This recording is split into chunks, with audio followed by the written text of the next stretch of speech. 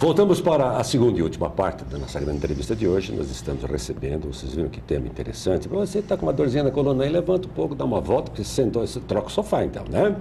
Nós estamos conversando prazerosamente com o Dr. Adriano Scaff Garcia, com os colegas dele, ortopedistas, que fazem o trabalho junto de equipe. E agora nós vamos adentrar, ou entrar, melhor esse termo adentrar, não gosto muito, vamos entrar na discussão mais técnica do assunto.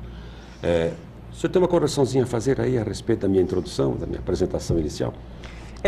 Quando eu falei em pioneiro, essas coisas aí? Nós temos um trabalho que começou em 2003 na área de tratamentos menos invasivos, minimamente invasivos, né? Que também se começou no Brasil nessa época. Então, nós temos alguns lá fora já se fazia. Já se faz há algum tempo. O senhor foi estudar lá para ver isso aí Exato. também. Então, a nossa intenção realmente é mostrar para a população que procure um auxílio médico especializado, aonde quer que seja, óbvio, né? Que trate a coluna de uma forma moderna. É o recado que a gente tem para passar exatamente. Muito bem. Então, agora nós podemos entrar na questão do assunto mais técnico, dos seus estudos e trabalho juntamente com a sua equipe. Bloqueio da dor por radiofrequência que evitam a cirurgia. Se eu der uma esboçadinha meio superficial, poderia entrar no detalhe. E depois a cirurgia endoscópica, acho que é hora de falarmos disso, né? Okay. Temos mais uns 22 minutos para falar sobre isso. Exato. A radiofrequência em si é um tratamento bem antigo. Ela iniciou na década de 40. Você pode dar detalhes como funciona, anestesia, se tem anestesia. Ela começou na década... Tempo de recuperação do paciente, tudo isso interessa. Ela começou na década de 40, 50... nos trabalhos até de um pessoal da Holanda na época, só que ela era feita de uma forma rústica. E ela tinha, na verdade, inicialmente, ela foi descrita para alguns tipos de tumores e também para alguns tipos de lesões na medula, onde o paciente tinha dores oncológicas e não melhorava. Esses estudos foram evoluindo, né, até a radiofrequência moderna hoje, né, que teve, vamos dizer, o boom a partir agora do ano de 2000 para os tratamentos da dor. A radiofrequência inicialmente ela era utilizada apenas para as doenças das articulações da coluna, da junta da coluna. E hoje ela tem várias outras. Ela, por exemplo, pode ser utilizada para a doença da hérnia de disco. A radiofrequência, na verdade, a radiofrequência é um tipo de energia. A frequência, por exemplo, da energia elétrica é 50 Hz. A radiofrequência é 500 mil Hz. Então, o que ela gera? Ela gera uma vibração na ponta da agulha, que gera um campo elétrico em volta da substância acometida, no caso, o nervo comprimido pela hérnia. Quando esse nervo, essa célula nervosa, começa a ter essas alterações, ela recebe esse campo elétrico, ela começa a ter várias alterações nas células. E essas alterações culminam na menor envio de mensagem de dor ao cérebro. Então, isso pode transformar essa hérnia, que está gerando um sintoma, numa hérnia que não está gerando o sintoma. Essa radiofrequência, ela não é a cura, não é um milagre, nada disso. É um procedimento, é uma arma a mais que nós temos no combate da dor. Se ela tiver uma boa resposta, e aí vai muito da pessoa, tem pessoas que melhoram 50% da dor... De cidadão para cidadão. Exato. Tem pessoas que melhoram 50% da dor, por exemplo, e se sentem satisfeitas, vão reabilitar. Tem pessoas que melhoram 80% e não se sentem tão satisfeitas, os 20% podem incomodar. Então, esse é um passo menos invasivo, menos agressivo. É um procedimento que, em média, gira em torno de 10 minutos. Ele é feito com uma anestesia local e, em alguns pacientes, com uma leve sedação. Feito em clínica ou em hospital? Feito geralmente em ambiente hospitalar. Ambiente hospitalar. Exato. Então, é um procedimento hoje que nos ajuda muito na prática clínica das pessoas, dos médicos que fazem no Brasil. São procedimentos muito satisfatórios, que você consegue, geralmente, aliviar a dor de muitas pessoas. Quer dizer, o senhor disse a expressão aliviar, não é solucionar, efetivamente. Na verdade, tem dois tipos de, vamos dizer, de interpretação. Tem pacientes, por exemplo, que foi feita uma radiofrequência no ano de 2008, ele nunca mais teve dor. Olha aí. Se esse paciente não tiver mais dor, significa o quê? O caso está resolvido. Resolvido. Agora, se ele voltar a ter dor, aí é um caso que não foi resolvido. Mas a cirurgia funciona da mesma forma. Você pode operar um paciente hoje, daqui 10 anos ele voltar a ter problema na coluna. Então essa é que é a interpretação da coluna importante. Eu acho uma coisa bem importante para se dizer sobre a radiofrequência, que ela não é um procedimento que retira a hérnia. Exato. Mas a gente sabe, como já foi dito, que a hérnia de disco é uma doença autolimitada. Essa hérnia de disco, ela tem um potencial muito grande de ser reabsorvido pelo próprio organismo do paciente. Então, Exato. nesses casos que a gente falaria em curas no tratamento. Exato. Né? Esse caso que eu expliquei de 2008. Se você melhorou a dor, o paciente fez uma reabilitação, muitas vezes você repete a ressonância, ele não tem mais hérnia. A hérnia foi absorvida. Então, quer dizer, nós conseguimos, houve a melhora, o médico conseguiu ajudar o paciente sem um tratamento mais invasivo. Que é o que todos procuram. Vai depender da reação do próprio organismo. Exato. Então, ninguém promete com radiofrequência, nem nós, nem nenhuma equipe no Brasil promete cura. Olha, você vai ser submetido a esse procedimento. Se houver uma melhora, você tem que fazer depois a sua parte do tratamento, reabilitar a musculatura, né, para que a gente consiga um bom resultado. Legal. Eu comecei a trabalhar com radiofrequência em 2007. E no meu começo, eu senti muita dúvida no meio da nossa comunidade médica, no nosso meio. Médicos, fisioterapeutas, enfermeiros, a equipe de saúde em si, em relação ao método. E hoje nós sabemos que esse método tem um respaldo muito grande, né? Tanto da literatura médica específica, científica, quanto das sociedades brasileiras, sociedades internacionais. Eu queria que você falasse um pouquinho qual é a aceitação da radiofrequência hoje como tratamento para uma dor de hérnia de disco, mundialmente. Exato. Na verdade, quando nós começamos os tratamentos por radiofrequência, realmente a gente sofreu, como todo procedimento, vamos dizer, mais moderno ou mais inicial, você sofre. Exato, exato. Só que os resultados começaram a aparecer, né? Então você tem a própria curva de aprendizado nossa, você saber quais casos vão responder melhor na média do que você conhece, do que você estuda, também nós começamos a direcionar mais os casos, né? E hoje, a partir de 2010, os trabalhos de impacto mesmo, com medicina baseada em evidência, porque medicina hoje é uma coisa. Isso funciona? Eu acho que funciona, o outro acha, o outro não acha. Na minha experiência, funciona. A experiência pessoal é importante, mas para você fazer um procedimento médico, você se baseia não só na sua experiência pessoal, você se baseia na experiência da literatura médica, de uns trabalhos que são embasados, são trabalhos bem feitos. Publicados em revistas de alta Exato. credibilidade. Não, e tem determinados tópicos, determinada metodologia do trabalho que tem que ter esse tipo de metodologia para ser um trabalho com bom crédito.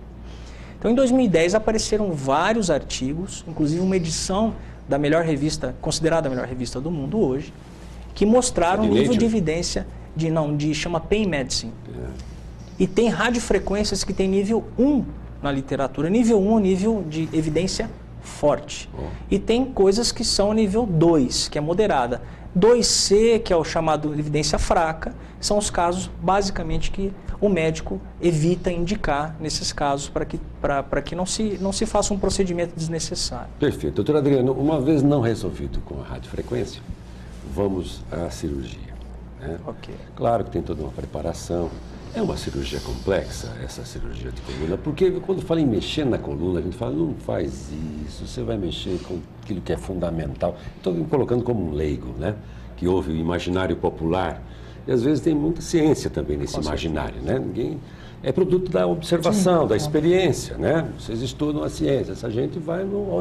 Não deu certo com você? Não, me entortou de vez, eu entrei bom, saí torto. E essas conversas que você ouve por aí. Eu tenho medo danado, falei para o senhor, falando em cirurgia, porque há muita garantia de que tudo corre bem, todos os recursos modernos da ciência, mas há riscos também. Quais são os riscos numa cirurgia? Olha, e já aproveita para falar dessa cirurgia endoscópica, chamada laser, né? Não é bem a laser, eu vou comentar sobre isso. Que isso eu acho importante. Na verdade, nós temos vários aspectos, isso é uma discussão muito extensa, eu vou tentar sintetizar um pouquinho. Primeira coisa, para se operar, você precisa saber que estrutura que está gerando a dor. E muitas vezes, nós não conseguimos determinar a estrutura. Mesmo com a ressonância, mesmo com o exame, mesmo com o bloqueio diagnóstico. Então, a chance de você ter um bom resultado numa cirurgia muito bem feita, ele cai. Porque muitas vezes a dor é uma coisa muito complexa. É o sistema de defesa do organismo, começa por aí. Vamos dizer que você fez uma boa indicação e que você vá para a cirurgia. tem determinadas patologias que a gente tem que tomar cuidado, é que não é olhar assim, olha, apareceu determinada coisa na televisão e isso serve para todas as doenças da coluna. Não. Tem doenças da coluna que tem que ser operada de forma tradicional, tem doenças na coluna hoje que podem ser operadas de forma menos invasiva. Se puder citar algumas, pelo menos, en passant, seria Por exemplo, se você tem uma hérnia de disco num paciente jovem que não tem nenhum outro problema na coluna, tá? Ele teve essa hérnia, passou por todas essas fases, tratamento clínico, bloqueio, a radiofrequência, e não resolve, e esse paciente tem uma dor que não cede. Ele está acamado, a qualidade de vida dele e é jovem. Ou esse paciente está com dificuldade para a movimentação da perna ou do pé. Quer dizer, está tendo uma lesão neurológica associada, que não está melhorando com a fisioterapia. Então eu tenho que ir lá e descomprimir essa raiz nervosa para que ele não tenha nenhum problema mais sério. Então hoje tem várias técnicas cirúrgicas. A técnica tradicional, onde você faz uma abertura na pele e no músculo, um corte um pouco maior, e retira essa hérnia. A outra técnica, vamos dizer, um pouco mais moderna, mais atual, é a técnica endoscópica, onde você faz uma anestesia local e através, como se fosse uma laparoscopia, através daquele canalzinho com a TV, com o endoscópio, você entra na hérnia e puxa, você retira essa hérnia com anestesia local e uma sedação. Então é uma cirurgia muito mais tranquila do ponto de vista para o paciente, do ponto de vista, porque além de ela invadir menos, agredir menos, ela não vai te lesar estruturas da coluna que são necessárias. Você precisa desse músculo inserido nos ossos. Você precisa que esse músculo seja saudável. Quando você abre, esse músculo vai ter uma denervação, você vai lesar a vascularização. Então, tendo a possibilidade nos centros que fazem isso, de fazer essa cirurgia, num caso muito bem indicado, é o melhor tratamento nesse caso específico. Eu acho que uma grande vantagem também da cirurgia endoscópica é o fato, como você falou, da anestesia local, né? Exato. O paciente está acordado na maioria das vezes. Então isso transforma uma cirurgia. Ele assiste a cirurgia? Os riscos, fica mais ou menos sonolento. Exato. Ele tem uma certa... é como se você fosse, por exemplo, fazer uma endoscopia. Você fere uma sedação, mas você conversa com ele. Sim. Em alguns momentos ele lembra de algumas coisas, em outros momentos não. Pode fazer umas confissões perigosas também da cirurgia. Mas Agora, nem tudo é cirurgia endoscópica, nós temos que falar isso. Claro. A maioria das doenças degenerativas, pessoas mais velhas, onde você tem um aumento da articulação, uma compressão da inervação. Você pode associar também as cirurgias minimamente invasivas, inclusive para colocação de parafusos, que é o grande terror de todo mundo. Há casos, assim, então, dependendo da idade da pessoa, da condição física do paciente, que vocês não recomendam a cirurgia, dizem, vamos conviver com isso aí, porque mexer aí é complicado. É isso mesmo? Sim. Você tem que pôr na balança o custo-benefício de cada tratamento. Tem tratamentos que a gente não consegue gerar um tratamento muito eficaz para o paciente. E existem casos também que nós não comentamos, mas é importante se dizer, onde tem pacientes que tiveram várias cirurgias da coluna, ou teve um acidente com uma lesão dos nervos, dos plexos, e onde se coloca hoje o marca-passo da medula. Você bloqueia a passagem da dor, independente de onde que ela venha. Esse paciente já tomou vários remédios aí, nada resolve, nem várias cirurgias. Você me animou agora, vai aparecer uma caixinha aí que eu implanto aqui e posso, atenuar a dor a qualquer instante. Ih, começou a doer, então mexo aqui, não. Reduz a voltagem. Na verdade não é ficção caso isso simples, ou já há experiências desse tipo, vocês que mexem com essas coisas doidas aí? Não haverá um dia, não sei quando, em que a gente poderá ter... Porque agora, há pouco tempo, eu fui a um ortopedista, ele começou a falar essas coisas da coluna, eu falei, doutor, para, porque ficou arrepiado, me assusta, porque a importância da coluna vertebral, né? A importância dela no corpo humano. Aí falou em titânio, em colocar lá um ferro para ficar ereto. Falei, gente, isso é cirurgia? A gente troca tudo aquele negócio lá, brincando assim, em tom informal, né? Existe essa possibilidade de a gente... Já há experiências nesse sentido, pesquisas? Olha... Porque essa dor aí está na hora de fugir das nossas vidas, né? Nós consideramos a coluna uma ciência muito nova, é uma ciência recente. Olha aí. Né? Ela não é... Ela não é uma área que foi... Ela está extensamente estudada recentemente, Olha né, só. perto das outras áreas, vamos dizer. Mas nós temos que entender o que é real, o que é sensacionalismo, né? Então, a mensagem que eu acho que a gente tenta passar para o paciente ou para quem quer que nos esteja assistindo é o seguinte: tudo em qualquer área médica tem que ter bom senso e também tem que ter a logística para ser feito isso. Não adianta você estar numa cidade, às vezes no interior de determinada área, que não te tem esse tipo de tratamento. Você tem que fazer o melhor para o seu paciente, dentro do que você tem, né? Tem técnicas modernas, tem procedimentos que evitam complicações importantes? Tem. São aplicáveis a todos? Nem a todos e nem a todas as doenças. Cada caso nós temos que analisar separadamente. Eu queria voltar um pouquinho na endoscópica, que para mim é um avanço muito grande. Eu sou ortopedista, então todas as áreas da ortopedia já existe a artroscopia, né, que é a cirurgia com câmera, em pequenos cortes, e que você imediatamente já manda o paciente para reabilitação, 2, 3 dias depois ele já está fazendo fisioterapia, e coluna ia sempre na contramão, né? A gente precisava esperar um pouquinho. Como que é a reabilitação de um paciente que faz uma endoscopia? Quanto tempo ele fica no hospital para fazer a fisioterapia? A endoscopia é uma cirurgia que, para nós que fazemos, é uma cirurgia muito gratificante. Para nós, o resultado do paciente é muito gratificante. Muito imediato, né?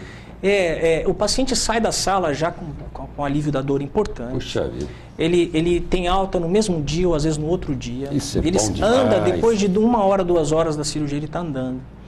Isso evita, você não tem geralmente como o paciente precisar de transfusão de sangue, de CTI, de ficar deitado, acamado em casa. Infecção hospitalar às vezes. Exato. Então, o grande fator da coluna hoje é a reabilitação. Esse paciente ele já está apto para fazer uma reabilitação praticamente.